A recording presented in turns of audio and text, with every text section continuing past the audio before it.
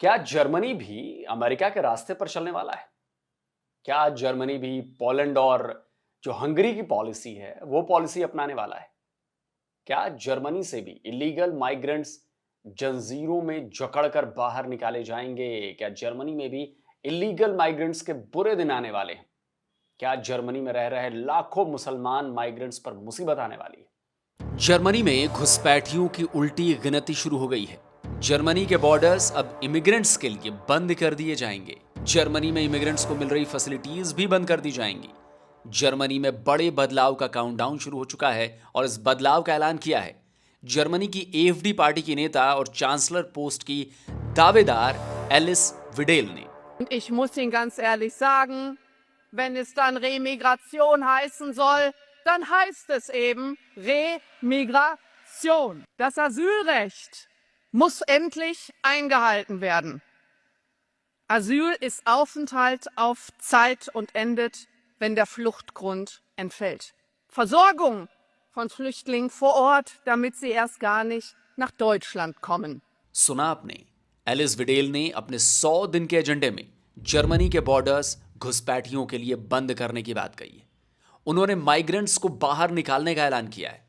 यहां तक कि माइग्रेंट्स को मिलने वाली सारी सुविधाएं करीब करीब बंद करने की भी घोषणा की है।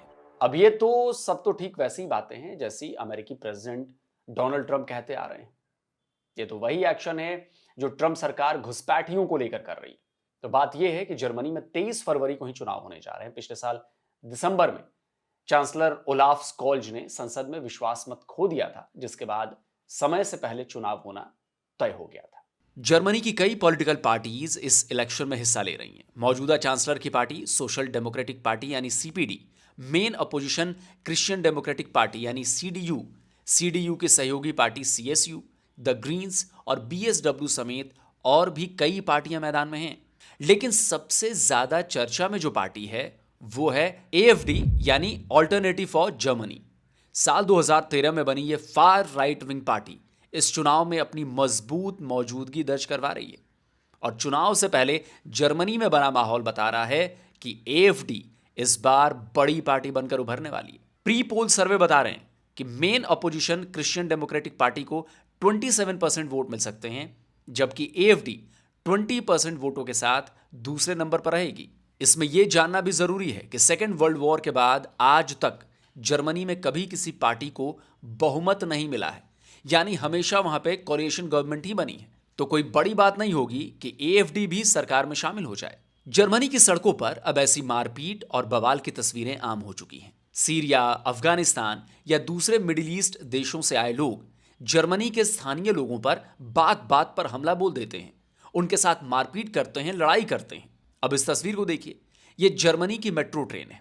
इस ट्रेन में रिफ्यूजीज भरे हुए हैं, वो बवाल कर रहे हैं, हंगामा कर रहे हैं, पुलिस भी मौजूद है, लेकिन उन्हें किसी बात का डर नहीं है। लेकिन जर्मनी के जो आम लोग हैं, लोकल लोग हैं, वो डरे हुए हैं, वो ट्रेन में घुस भी नहीं रहे। जर्मनी में इस्लामिक कट्टरपंथ तेजी से बढ़ता जा रहा है। पिछले साल दिसंबर में क्रिसमस मार्केट में एक बड़ा हमला किया गया था।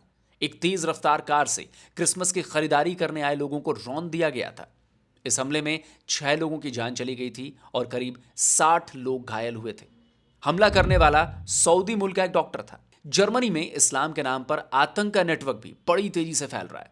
पिछले साल सितंबर में जर्मनी की गवर्नमेंट ने हैम्बर्ग के इस्लामिक सेंटर और उसकी कई ब्रांचेस को बंद करवा दिया था। इसी तरह फुस्टनवाल्ड के भी इस्लामिक सेंटर पर ताला जड़ दिया गया था। असल में इन सभी इस्लामिक सेंटर पर इस्लाम की आड़ में आतंकवाद को बढ़ावा देने के आरोप थे। और ऐसे एक दो नहीं, सैकड़ों मामले सामने आ चुके हैं। और ऐसा कब से हुआ? तब से जब से जर्मनी ने रिफ्यूजीज के लिए अपने दरवाजे खोल दिए थे।